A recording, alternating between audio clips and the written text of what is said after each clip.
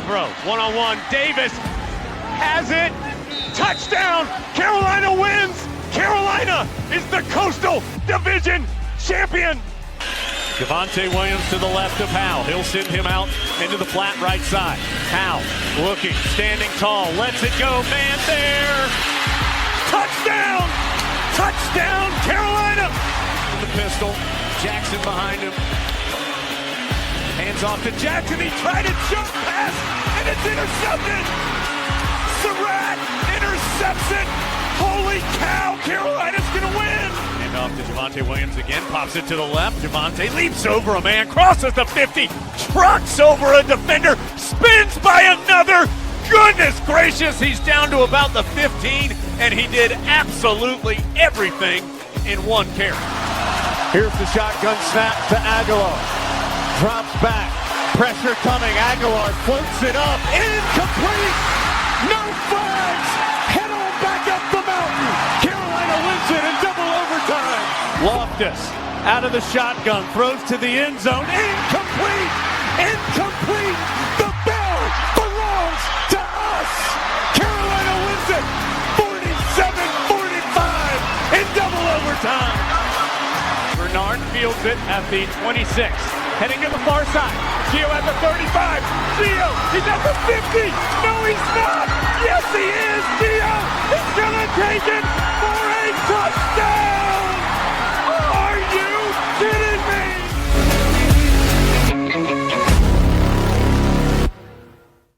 What's going on, guys? Welcome into another edition of the Heel Tough Blog podcast. It's your host, Anthony Pagnotta here. Riding solos, trying to get it shared into a couple more groups here for you guys, just to get it out there. We have a big edition of the podcast here tonight because Carolina has landed a 4-star safety and a guy that is a headliner in this 2026 class for the Tar Heels, one that they were really needing in this class here with the guys that they have been landing. Look, the numbers are there, but the talent, maybe not where many expected like it would be with this class, but you're going to start to see it, I think, show up here over the next couple of weeks as Carolina gets ready to enter a stretch where many of their remaining targets in the 2026 class get ready to announce their commitments. And today, Jamarrion Gordon, the 4-star safety, he is the guy that pulls the trigger and ends up committing to Carolina. This one, not going to say unexpected, but certainly did pop up, pretty quickly on the radar earlier this afternoon. Was not one where he had a scheduled commitment, which you would expect out of a 4-star guy, but he chooses Carolina over Ole Miss, Florida State, and Florida, amongst others. There were, some other official visits that he did take. I know before he took his official visit to Carolina back in April, he took his official visit back in May. I'm sorry. There are so many guys that have been on campus, so many safeties that are running through my head, but he was on campus May 30th. Back in April, he did take an official visit to Oklahoma State. He did make the official visit to Ole Miss that he was supposed to make, and then did have one scheduled with Florida State for later on this coming offseason. But Carolina gets him, man. And this one is a big one out of the state of Alabama. I mean, this is the number 422 overall prospect, the number 39 safety prospect in the 2026 class, according to 24/7 Sports composite player rankings. You look back at last season as a junior, he finished with 39 total tackles, 4 tackles for loss, 1 sack, 3 interceptions, 4 passes defensed, 2 forced fumbles, and a fumble recovery in 15 games, while being named the 4A Defensive Player of the Year by Around the State Sports in the state of Alabama. He also caught 19 passes for 358 yards and 6 touchdowns. The year prior, pretty productive as well for him out of the really a cornerback spot. 30 total tackles, 2 tackles for loss, 1 sack, an interception, 7 passes defensed, and a fumble recovery in 12 games, while also being named the 4A Defensive Player of the Year in the state by Around the State Sports. He jumped onto the scene really as a freshman, where he had his highest total tackle number with 42, did pull down an interception and 3 passes defensed while playing in 10 games. This is a 3-year producer. We talked about, some of the guys that Carolina has committed to this class, especially their starting quarterback, Travis Burgess, as being a guy that's a 1-year producer. That is not the case at all with Jamarrion Gordon. He's a guy that has been doing it for a while, doing it rather successfully for a while. And so, the hope is that Carolina can, get this guy in here. He's going to be a headliner that can do a lot of different things for you. And maybe he's one of the guys that ends up playing quickly in this 2026 class that Carolina has. He measures in at 6 foot, 185 pounds. He's a defensive back that really can play just about anywhere. He's listed as a safety, but when you watch his film, he doesn't play a lot of safety. He's a guy that plays a lot of cornerback, does play a little bit in the nickel, but really plays that outside corner spot a lot and succeeds at it. I think the overall pass coverage ability is pretty outstanding for a guy across the board, no matter where he plays. I think he just makes plays on the football, and that's something that you're looking for. And you may say, well, he doesn't have that many interceptions. 3 this year, definitely the peak year for him there. 4 passes defense. It doesn't seem like there's necessarily nearly that many plays on the football. When you go and watch his film, he's playing the football just about every time that he's out there. He's doing a tremendous job. So I don't know if the stats weren't quite right for him, but he's a guy that really makes a big impact on just about every coverage snap that he is out there. He has very fluid hips, which allow him to seamlessly stay with receivers down the field, and, has some nice explosion that allows him to go up and get the football, or at least knock the football down in some of those 50-50 scenarios. His straight line speed is good, but I think what really stands out about him is the closing speed. And that's probably one of the reasons why they look at him as a guy that can play the safety position, because he closes on the ball very quickly and he's able to make plays. That's what you want to see from your safeties. Now, in terms of his ability as a deep safety to help over the top, I think that's one of the things that you're going to question, because you just don't see a lot of it on film. But I think everything tells you that the instincts are there, that the intangibles are there for him. And that's what we've talked about so much for Carolina, that they're looking for the pieces that are there for guys. It may not necessarily be on tape. The production may not necessarily be there at, whatever specific position in this case, or just in general for certain prospects, but they are going to bring these guys in because they fit all the measurables and they have all the intangibles that you really need. You combine it with his willingness to come downhill and lay the wood on running backs or receivers at or near the line of scrimmage. And I think that's what makes people think that he's a guy that can play safety at the next level. And I think that certainly is there for him. I love everything about what he was on film, and especially the ability to cover. That's the thing that I want to see, are guys that can simply make plays on the football, because there are so many times these last few years where Carolina's guys are being taken advantage. They're getting beat over the top. They're just, simply getting beat to their spots. This is not a guy that's that it seems is gonna really have trouble with that, at least from what you see on his high school film. Now, there is still a lot of work for him to do. Carolina has to figure out what position they are going to want him at. I think that's going to be huge, is figuring out where exactly he fits on this defense. But if they can figure that out, then I think that they are going to have a guy that is going to make a difference in this secondary, because everything is really there for him. It's just whether or not Carolina figures out how to use him that I think is going to be the key. I look at him as a guy that, with the, talent and the versatility that he has, I put him as one of the headliners in the class. He's a blue chip guy. He's one of the few 4-stars that Carolina has in this class. You look right now, the only 4-stars composite-wise that Carolina has is Trayshawn Ruffin, Zavian Griffin-Haynes, and now Jamarrion Gordon. Even with the ratings boost for Travis Burgess following the Elite 11, he is not a guy that's inside of the composite. He's not a 4-star according to the composite rankings. Now, he's inside of that top 500, which is big. We've talked about those blue chippers, although I do think that a guy like Will Conroy could certainly be there. And I do love a couple of guys that are right on the outside of being there as well, in Jimmy Frisco, Alo Suliafau, and Crew Davis. I think both of those guys are certainly highly, are guys that are maybe not as highly sought after as some people would expect. But I mean, still, when you've got him, those guys ranked inside of the top 600, I think that those are guys that you can count on, that you think are going to be pieces for you at some point during their Carolina career. So we'll have to wait and see. But this one is a big one for Carolina. And not only is it big because of the talent that you get in there, it's also big because you end up getting an in with Jackson High School. And that's one of those high schools that has in this class in particular is producing some really good talent. Now, Landon Duckworth, the 4-star quarterback, Carolina, not going to get him. There's no way that Carolina is going to be in on him.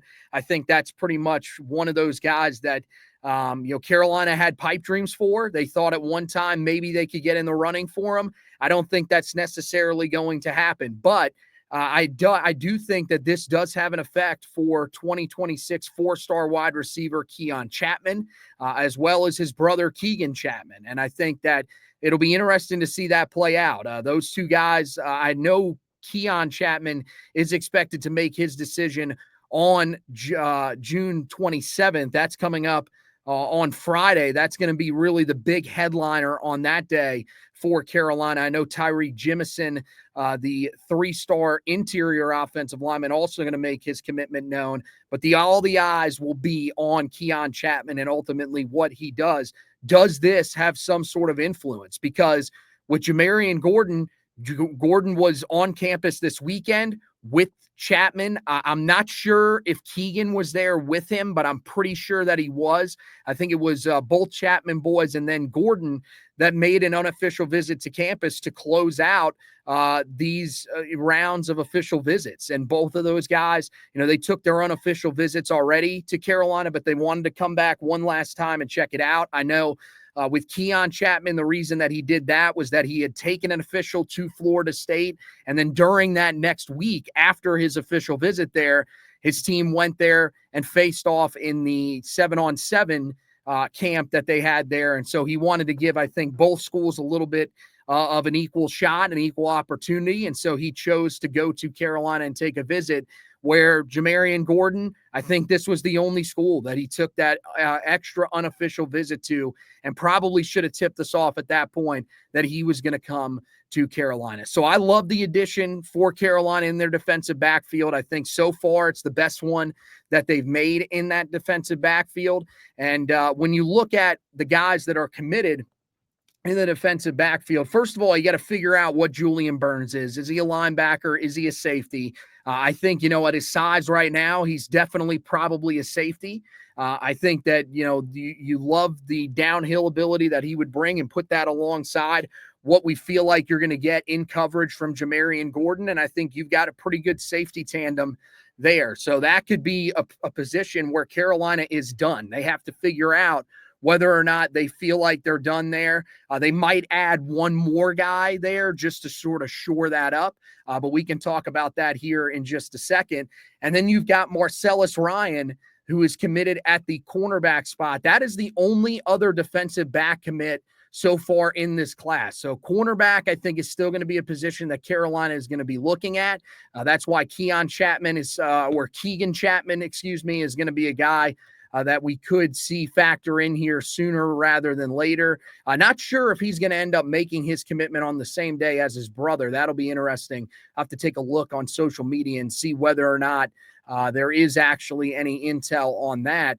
But you look at, the safety position for Carolina. What does it mean now with both Chapman, both Gordon and the commitment from Julian Burns, both stacking up there.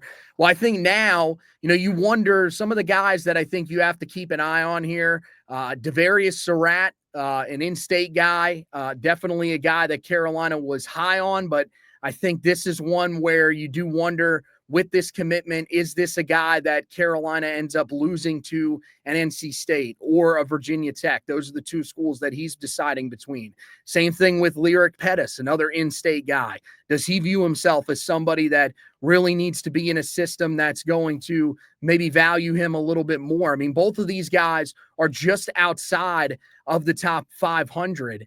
Both guys, I think, are certainly debatable prospects. I think they're guys that could end up being inside of that top 500. So who knows? Maybe Carolina brings them in and allows them to potentially compete. But I would look towards guys like Jamarrion Owens, a guy who's ranked a little bit lower in the class that Carolina hosted for an official visit back on June 6th.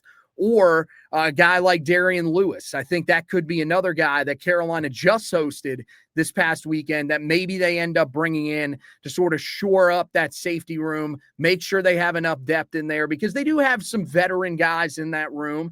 I think that's a room that does have a nice balance of young guys to the older safeties. So I'll be interested to see what Carolina does there the rest of the way. And then when it comes to the cornerback spot, there aren't a lot of guys that Carolina is really in on. I think one that's really interesting that we've heard some intel on here over the last couple of days is Amari Johnson, a guy that was at one time committed to this class for Carolina, and we thought was going to be one of the headliners for this group. The Jackson Academy guy, don't get him mixed up. Jackson Academy in Jackson, Mississippi, Jackson High School in Jackson, Alabama. So no ties there. But Amari Johnson going into his commitment on July 1st, there is some belief that he will actually decide to recommit to Carolina. That would be huge for the Tar Heels if they could get him in, really build that cornerback room around him moving forward in this class. I think that's certainly a guy to keep an eye on. And really that situation, I think, will also determine what ends up happening with a guy like Xavier Jackson. Now, the interesting thing about Xavier Jackson is that earlier today, there was a projection from the 24/7 staff that did go in Carolina's favor. So that is certainly interesting. That's one that I think we are definitely going to have to keep an eye on after he took official visits to Minnesota, Pittsburgh, and this past weekend to Temple. So there is a lot going on in this defensive backfield. It's going to be very interesting to monitor this moving forward, and we will have you guys covered with that on the website and, of course, here on the Heel Tough blog side of things in terms of the podcast. Now, earlier today, I got a chance to talk with Andrew Ivins of 24/7 Sports. I wanted to play that one for you guys. Unfortunately, let me see if I have it in here. I might not, so I may have to actually go and grab that from somewhere else. But Andrew Ivins joined me earlier today. Really enjoyed him stopping by with us. And I did not pull it in here. So, of course, I'm going to have to finagle this. So give me a second here. Let me pull that video for you guys so that you guys can check it out. But I talked to him earlier today. One of the top guys, really, when it comes to, 24/7 Sports and how they do things over there. He's the director of scouting now over there. And so he is definitely someone that knows a lot about these guys in the 2026 class. I did ask him earlier today about the 2026 class. And not only did I ask him about that, the specific focus was on Travis Burgess and what he saw out there at the Elite 11 Finals, because Burgess, a guy that ironically earlier today actually ended up getting re-rated by 24/7 Sports. 24/7 Sports now has him as a 4-star prospect. And so we talked to Andrew Ivins about that, as well as the performance from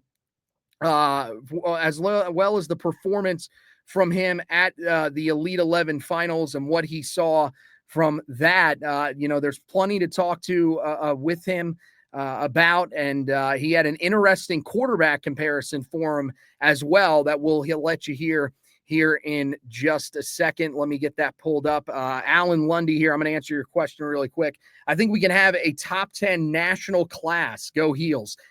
I would say I would pump the brakes on that. I don't know if Carolina has the headliners in this class that are really going to outshine some of the other guys. I think in terms of the number of guys, yes, I believe that the 2026 class will be a big class. I think it's one that could be inside of the top 20, but I think where you're seeing the class sort of sit right now at 18, somewhere in that 15 to 20 range, I think is where you're probably going to see this class finish up. I do think there are going to be more headliners. I don't think that's a question at all. But the thing that you have to remember is when you look at the rest of the country, I mean, you've got some schools that are off to really good starts. I mean, so you look at the top schools already that are ranked there. USC with 30 commits, by the way, which is just insane. I mean, that's a class that's going to be complete before they even get to July 4th. I mean, with the number of guys that are in there, I don't know how many more guys they're going to be able to take on. But the reason that their class is ranked so high is their average rating, according to 24/7 Sports, is a 91.89. You go to Carolina, and look, they have 23 commits, but their average rating is an 87.07. So is it possible that Carolina ends up getting some big names that end up jumping their class up there? I think so. I think you're going to see some of those big names make decisions here. And I do think that one of the big name receivers is going to pop for Carolina. I'd be stunned if we don't see any of those guys because there's just too many of them. They have hosted so many different guys on campus. But I did, mention, Keon Chapman as one of those guys. I think that's certainly someone who is in play for Carolina. I think, another guy who I really look at and believe that Carolina maybe has an opportunity to land, or I did at one time, was Jaden Pettit. I thought he was a guy that Carolina certainly had an opportunity to land. He's still, one of those guys that as a composite is a composite 4-star. I think Carolina's in the running for him. Travis Johnson is definitely someone that Carolina is hopeful about after this weekend. I feel like they look at him as one of those guys. It looks like it's down to Carolina and Michigan. Chase Campbell, that one probably trending a little bit more towards the Texas schools, but Carolina's in the running as well. The one guy that I don't think Carolina is going to end up landing that they hosted for an official visit is Calvin Russell. I'd be really stunned if Carolina lands him, but all those other guys, big time headliners in this class, I think Carolina has a chance to land one of those guys. And then, I think along the offensive line, there is, some hope for Carolina to land a guy like Thomas Wilder. I think he's probably trending in a different direction. I know Virginia Tech did receive a crystal ball prediction for him earlier this week, actually on Monday. So that might be a guy that Carolina felt like they could get. Maybe they don't get him now. But that was another name that I was keeping an eye on. And then, I think the other area where you look for a big name, a highly rated guy to potentially commit to Carolina, I think is that defensive line spot. And mainly, I think the guy that Carolina is really taking a hard look at is Carter Gooden. I think that's the guy that Carolina is hopeful about. They're feeling like he's one of those guys that would fit that defensive end spot that Carolina has really well. If they can end up getting him, then I think maybe you can start to have the conversation about Carolina potentially, landing his commitment. But, the way I look at it right now, I mean, I know Carolina, it's not trending like some of the other teams on 24/7 Sports for him. But I do think that that's certainly a guy that you're hopeful about for Carolina. And then they could land, a couple of the other guys in there. I mean, Darian Albert, I think, is more of a reach, but if they were to land him, that would certainly be someone that could help them threaten for, that top 15, maybe even top 10 status. But I just don't see enough headliners in here. I see one, maybe two at the wide receiver position that are 4-star prospects, maybe one commitment at the defensive end spot that could be a guy that helps them get close to that. And then the only other guy that I have had any sort of conversations with people about, and this actually you'll hear it with Andrew Ivins here coming up, is at the linebacker spot. And that is DK Forkpa, who comes out of IMG Academy. Now, the thing is Carolina got their first commitment from IMG Academy. Is that an area where they can pull someone from this time? I think he will be very interesting. If they get him, if they get Calvin Thomas, who's a guy out of the state of Texas, I think it's very interesting. I know that he took an official visit to Texas to close out his official visit schedule.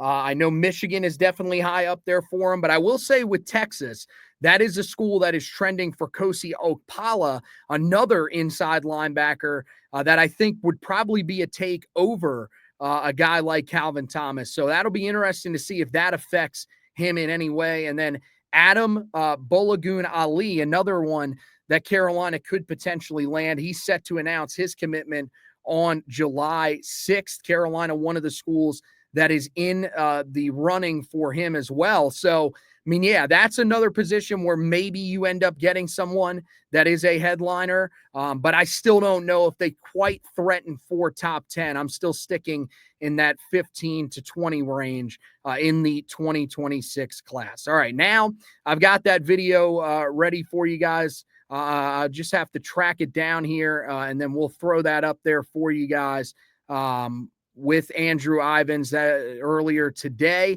Here it is, guys. All right, guys, we now welcome in from 24/7 Sports. He is the director of scouting for 24/7 Sports, and a guy that knows just about as much as anything when it comes to college football recruiting. Also co-host of the 105 Guys on the CBS Sports Network, along with our guy Cooper Patagna. Okay. All right. I've got a difficult last name to pronounce too. So I know it. Us Italians, it is a little bit difficult, but in terms of recruiting, I mean, look, you're coming off of the Elite 11, one of the best camps that they have around out there. So, how is everything going when it comes to the 2026 recruiting trail? And with this group that we're seeing, just how talented of a group are we talking about? Well, I mean, we are in what I call commit season, busy season, right? Man, not too long ago, the summer months, it would be like summer camps, and then we gear up for fall camp, and then all the recruiting news would happen in December and January and February. And obviously, everything has changed with the introduction of the early signing period. And so many of these schools are trying to get their recruiting classes in place really by July 4th weekend. I always joke, like, I think these coaches like to go to their beach houses, right? And then they like to see, where they're ranked before they have to return to campus and start gearing up for the season. So busy time of the year. And yeah, Elite 11 Finals out in LA, nation's premier quarterback competition in year 26. And I think there's a lot of, mixed opinions about this event where, hey, these guys are in shirts and shorts. There's no live pass rush. But you look at the roster for the Elite 11 Finals, right? And it's whether it's the guys that are playing on Sundays or the guys on Saturdays, Caleb Williams, CJ Stroud, Bo Nix, Jaden Daniels, like all those guys were at the Elite 11 Finals at one point. And then you flip it over to the collegiate side, and it's like, okay, DJ Lagway, Drew Aller, Cade Klubnik, all the guys you see when you go to the grocery store that are on the cover of the magazines, all those guys who are at some point at this type of event. And obviously North Carolina had one there, their quarterback commit, Travis Burgess, last week in LA. So, yeah, first of all, what did you think about him? I thought the timing could not have been more perfect for this. He ends up becoming a 4-star for you guys earlier today. What's the reasoning behind that jump for Travis? Well, he's a guy that we loved on tape, right? And when we dug into him, what he did during his junior season, it was like, okay, 1-year starter at Grayson High School, ends up leading them to a state championship in one of the highest classifications, in one of the most difficult classifications. And so you see him on tape.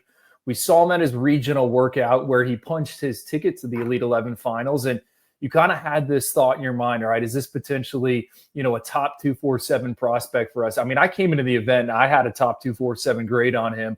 Now, we wanted to make sure the on-field context mirrored up with what I kind of had thought on tape. And, he was, I think, one of the biggest surprises of the entire Elite 11 finals. There was 20 quarterbacks there.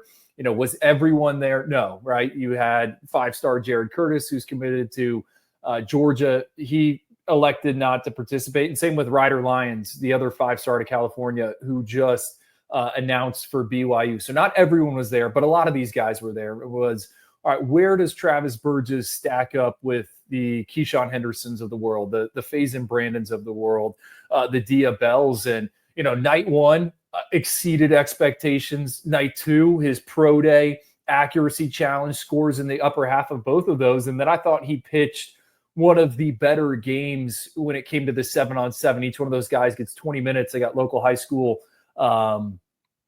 teams out there. So really, to peel it back in our process, I think a lot of people look at the rankings and they think, hey, the offers dictate this. And that's far from the case, right? Like, this is a 3-year process where, we have our evaluations, and an event like the Elite 11 Finals is great because all these big names are side by side. All of them are competing side by side. So I think he's a box checker. I think he's a guy where the arrow is clearly pointing up. You look at the frame, he's 6'5". The exit velocity on his football, it's there. Kind of wondered, okay, can he make the high-level throws to the second and the third level? That was kind of the question mark on tape. Well, at the Elite 11 Finals, he did just that. And then the cherry on top, and the reason why he has moved up the board for us, is that Elite 11 staff. I mean, they raved about this kid and how he's wired, how he is on the chalkboard. And I thought you saw that from our perch up in the press box.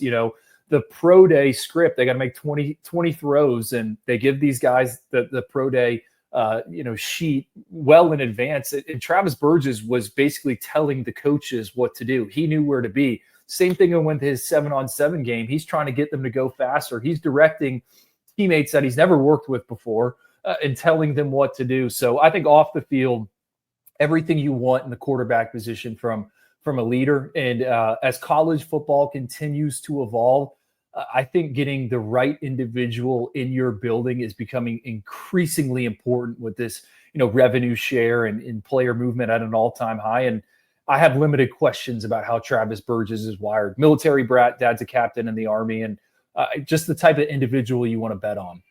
Yeah, I mean, we were definitely excited by what we saw from him in terms of the write-ups and everything like that. You were one of the guys that was really the highest on him. So when it comes to like where he finished in the Elite 11, because what they do is they just put out the Elite 11 quarterbacks, they pick out your MVP. When you looked at him, how did he stack up against some of those top guys like a Dia Bell, like a Keyshawn Henderson?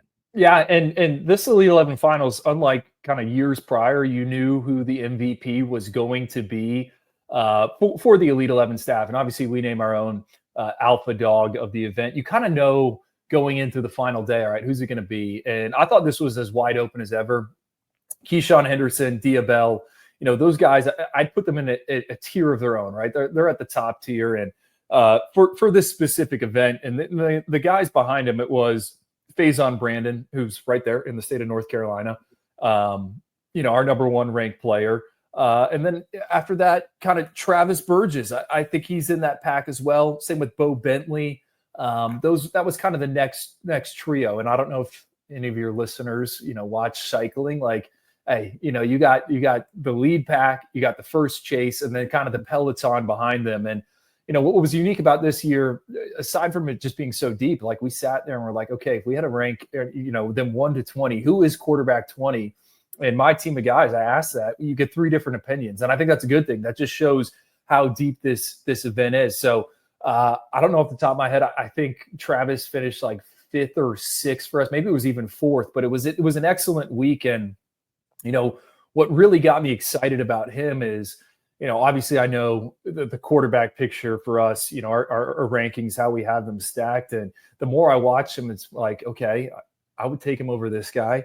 I would take him over this guy. I would take him over this guy. Now we'll see how the senior season goes, what it looks like in year 2 for him, and how this all shakes out, because there is 12 more games that are going to be played. And some of these guys are going to play 13, 14, 15 games. But again, the term I'll bring up is the arrow is ascending with him. And I think he's a box checker for a variety of different reasons. And here's the other thing, like, he's a dynamic athlete, right? He's got some of the best speed and explosion scores out of anyone in that Elite 11 field. And this is not the setting where you can showcase the type of athlete that you are. So when you compare him to some of the other guys that Carolina's had, because they've had some guys that have gone through the Elite 11 before and have finished inside that top 11, Drake May, Sam Howell, those guys I think probably might be out of reach.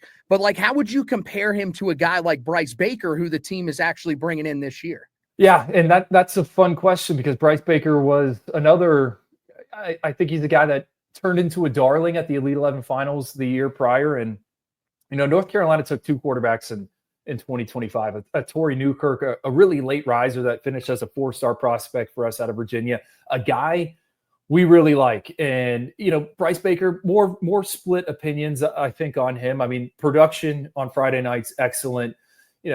Physical traits, I think there's some question marks there. So you have those two. And I think those are guys that you can win with in the ACC. Now, the timelines for each one of them are a little bit different. And now you have this Travis Burgess cat. And to me, out of those three, and I've studied them all at length, I think he's got the highest ceiling of the bunch, right? And what is that ceiling? The guy we kind of compared him to behind the scenes, he kind of reminded us of Malik Washington from last year's Elite 11 Finals. And Malik Washington's a guy that finished, I think, right around number 50 overall for us in the rankings, a kid that ended up signing with Maryland. And it sounds like he's going to potentially start as a true freshman there for the Terps and Mike Locksley. So I guess what I'm trying to say is, this is a guy we're red hot on. We like him a lot.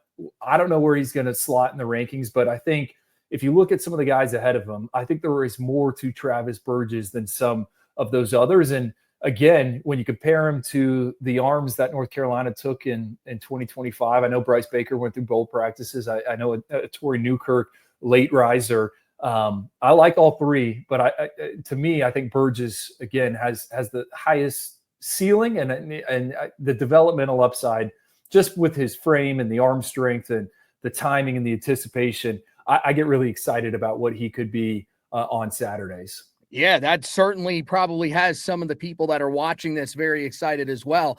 It does for me. Now, the comparison that you have for him is interesting. I think it's one that Tar Heel fans would have to wrap their head around. Why do you think he compares to CJ Bailey, the current quarterback at NC State?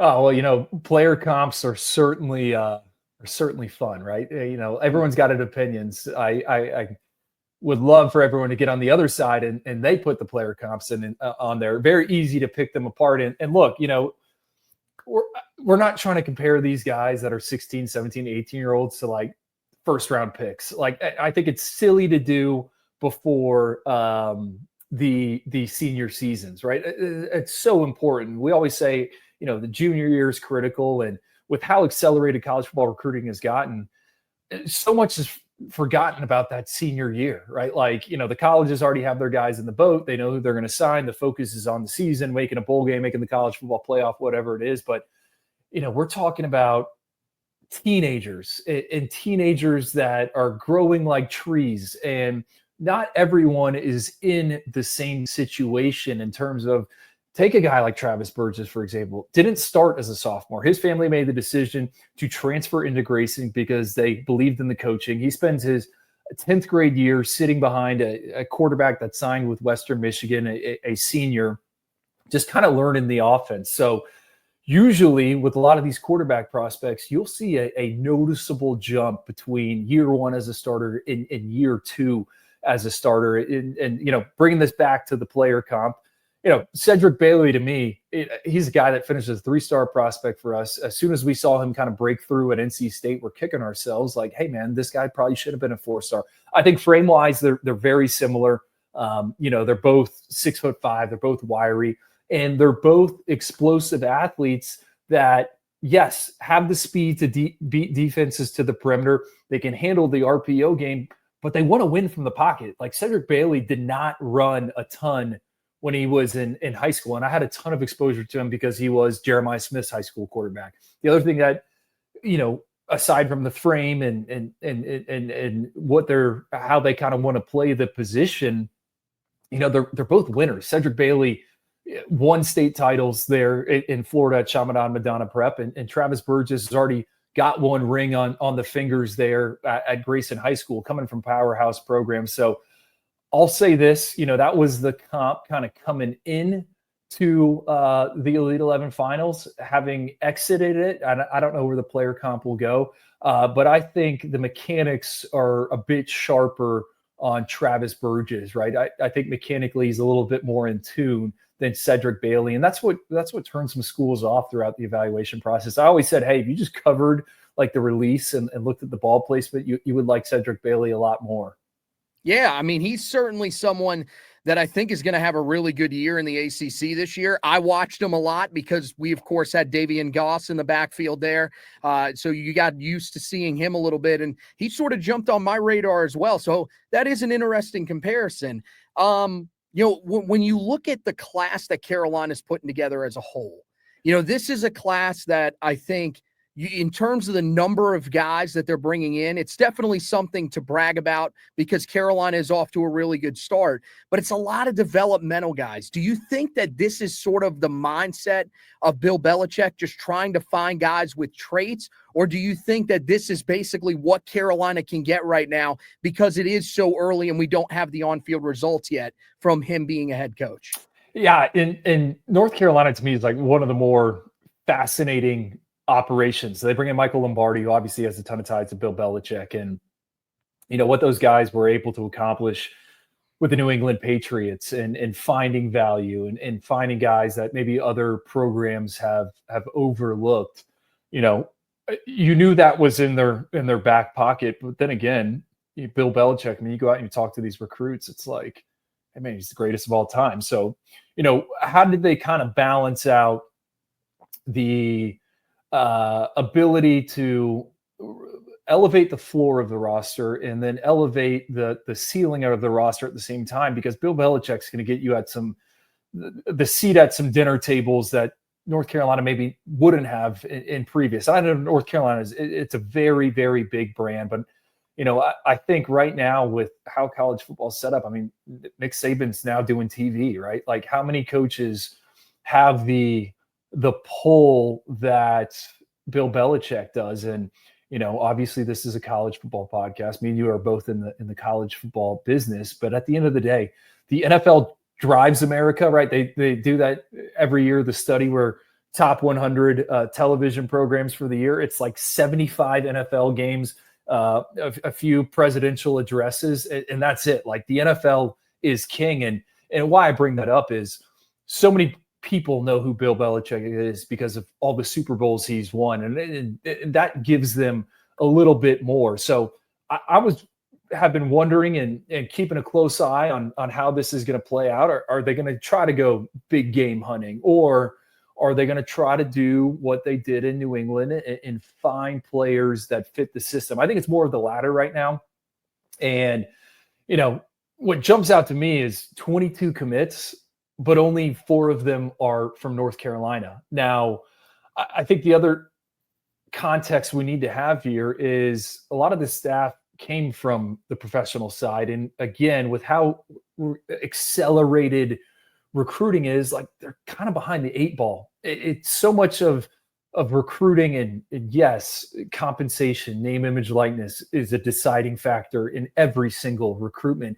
But at the end of the day, you still have to have the relationship to get to, the deciding table, to sit down. And, I think North Carolina's still trying to catch up a little bit. And maybe that's why you don't see as many in-state local prospects. So, the 2027 cycle to me is like the one where, all right, what does it look like in the Tar Heel state? Because we run the numbers every year. I mean, it's a state that produces a ton of NFL talent. And to me, if someone can get in there and establish a footing where they're getting, it doesn't have to be all the best of the best in North Carolina, but they're getting a good chunk of them. I think North Carolina has a chance to be an absolute power broker in the ACC every single year. So that's some like overarching thoughts. I mean, there's individual guys I like in the class, but to be sitting number 21 overall without Bill Belichick having coached one game, I think that's pretty impressive. So who are some of those guys that really stick out to you? I mean, I know the headliners of the class are really the guys that a lot of people are going to talk about, but is there maybe some underrated guys that we're not really talking about that much that you really like? Well, I mean, Trayshawn Ruffin, I know he's the highest ranked of the bunch, so he's low hanging fruit. But I've always loved this kid.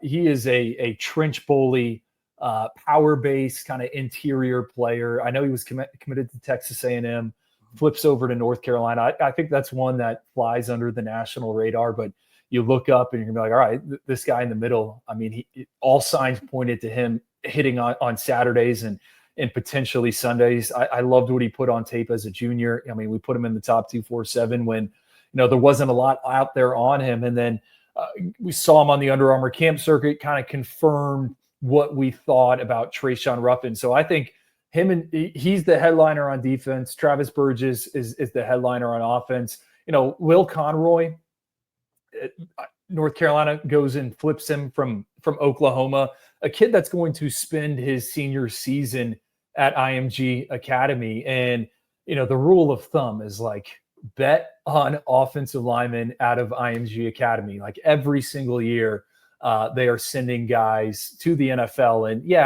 the Evan Neals, the JC Lathams, the Francis Mawanoa, the Jordan Seaton, like those are the premium bodies that everyone knows about. But Robert Hainsey's came through there. Daniel Falele's came through there. There's been some other individuals that have come out of IMG Academy. I think it's the top high school developers of offensive line talent. They do an excellent job there. Will Conroy, believe he's going to snap the football this year for the Florida-based powerhouse. And, it's not easy to find guys that can be that voice in the middle, right? And if you look at the transfer portal every year, like those are some of the most coveted individuals. Got a chance to spend some time with him back in February at their kind of showcase, and really like the way that kid's wired. He's got a wrestling background, so he's another one where, okay, yeah, you see the vision with him. I'm kind of scrolling through the commit list here. Xavion Griffin-Haynes,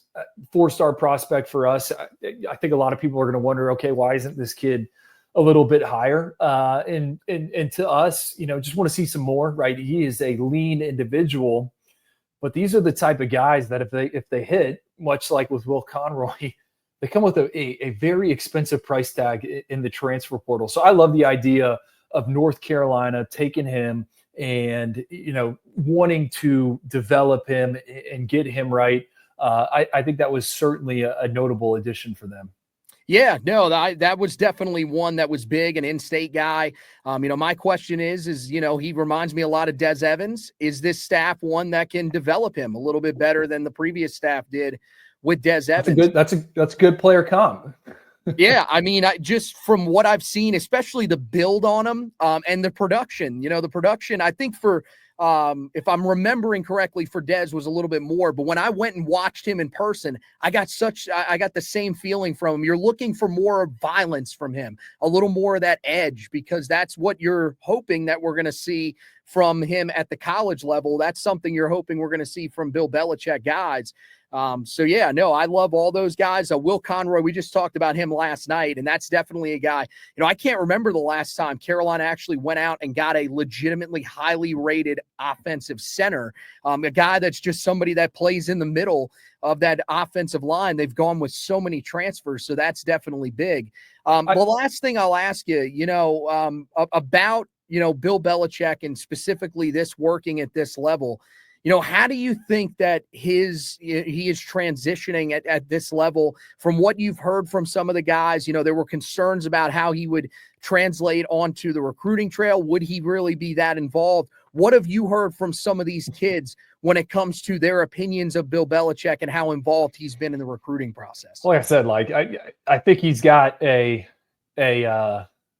pull to him, right? And it used to always be Nick Saban, right? And I'm based in Florida, and Alabama used to get what Alabama wanted from the Sunshine State. And it used to always be like the coaches, the high school coaches and the high school trainers would be like, well, hey, Alabama offered. It's like that was the offer that has carried the weight. And now obviously Kalen DeBoer's there in Tuscaloosa. So you're kind of wondering like, all right, where's that pivot going to be? Is it going to be to Kirby Smart and Georgia's like that, the offer that, everyone puts on the pedestal? And I still think it's open. To me, Bill Belichick, I don't know what to make of him yet. Like, we talked about the recruiting class being 21 overall, and I like the floor of that group. And really, in my opinion, you can get caught up in the headliners, but where these teams make their money is the guys that are, rated 5 through 20 in the recruiting class. You have to hit on those individuals. And I always say it, like, high school recruiting is the NFL draft, and the transfer portal is free agency. And yeah, certainly teams can make some noise with notable free agency additions. But man, you look at the Philadelphia Eagles, you look at the Kansas City Chiefs. Yeah, some big name free agents out there, but they also got a lot of day 3 picks that are playing huge minutes for them in key roles. And those guys are on rookie contracts, and it unlocks things for you. So I like how North Carolina has built out the back end of this roster. I think a lot of the takes make sense. You see the developmental upside. And then to me, I look at the list of official visitors that have been on campus here this summer, and that's where I get really excited, right? You go up and down the list, DK Forbka, another IMG Academy kid. I think he's got on-ball, off-ball versatility, someone that's going to spin it there.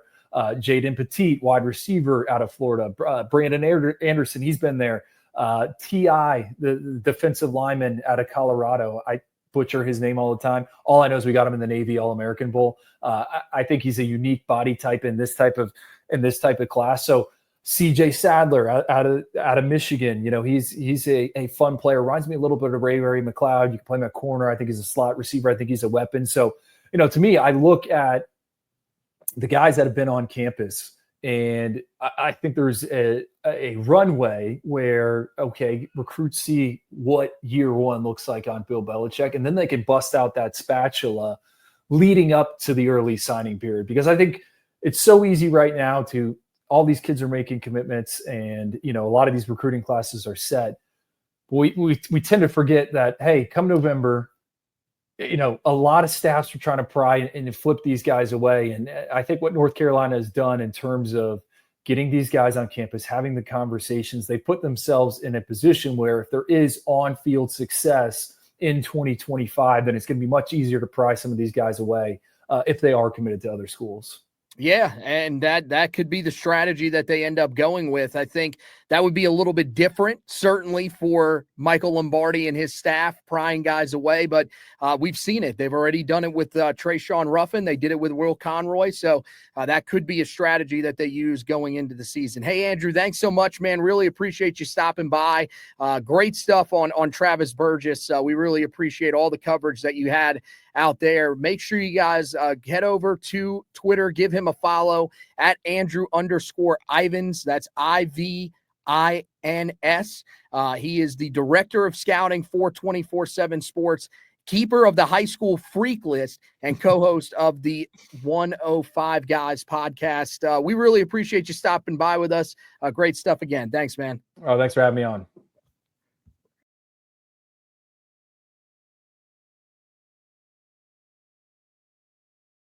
All right, so there you guys go. Hold on, let me throw my my picture back up here for you guys. But you heard from Andrew Ivins there, and look, Carolina gets one of those big names, that we talked about that Carolina hadn't necessarily gotten in Jamarrion Gordon. If you missed that early part of the podcast, make sure you go back and check it out, guys. It was, that was such a big commitment for Carolina, really, to get a headliner in, especially for that secondary. And we will, of course, be breaking down any other big commitments that we have coming up. And there are a ton of them on deck, guys. I mean, no lie. Carolina, they have one tomorrow that is definitely worth keeping an eye on, and Zamorius Robertson out of the state of South Carolina, a 3-star receiver. And then from there, it really just takes off. I mentioned that you do have Keon Chapman, who's going to be making his decision, a 4-star wide receiver.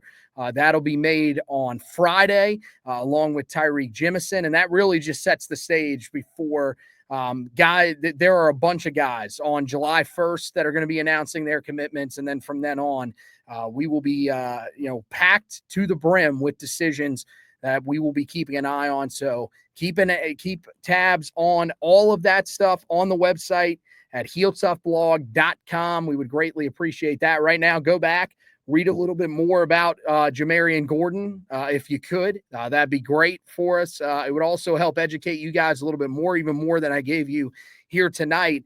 You can read in that article that we put up about him earlier today. There are some other guys who have narrowed down when they're going to make their decisions, including 4-star interior offensive lineman Brandon Anderson and 3-star defensive lineman, interior defensive lineman Manoa Fapusa has announced his official decision date as well. We also told you earlier about Kosi Okpala. We'll have an article up about him tomorrow about when his decision date is coming up and if Carolina is still in the running for him.